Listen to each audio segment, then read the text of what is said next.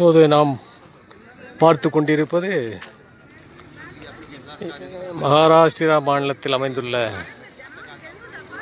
எல்லோரா குகை கோவில். இது நாம் படிக்கிற காலத்தில் 10ஆம் வகுப்பு 11ஆம் வகுப்பு படிக்கும்போது அந்த பாடத்திட்டத்தில் நாம் படித்த இந்த நேரடி காட்சிகளை நான் நேரடியாக கண்டுகளித்தேன். அருமையான இடம். கிட்டத்தட்ட ஒரு 300-400 ஏக்கர் பரப்பளவில் இது அமைந்துள்ளது. இது அனைத்து இடங்களும் சென்று பார்க்க முடியாத சூழ்நிலை. ஏன்னா உயரமான இடங்களில் போய் பார்க்கணும். ரெண்டாவது படிகள் நிறைய இருக்குது. வயதானவர் குழந்தைகள் மேலே ஏற முடியாதனால பொதுமக்கள் வந்து கீழிருந்தே பார்த்து அந்த மேலே வரைக்கும் அனுமதி உண்டு.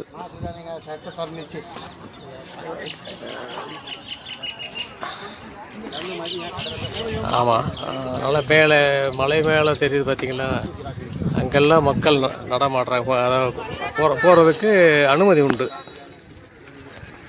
இந்த குகைகளில் தான் அந்த காலத்தில் கற்கால மனிதர்கள் வாழ்ந்து கொண்டிருந்தார்கள்.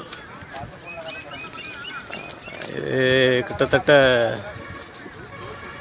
ஒரு 1500ஆம் நூற்றாண்டு என்று குறிப்பு சொல்கிறது. ஆனால் அருமையான குகைக்குள் பார்க்க வேண்டிய கோயில். ஒவ்வொரு மலை உச்சியிலையும்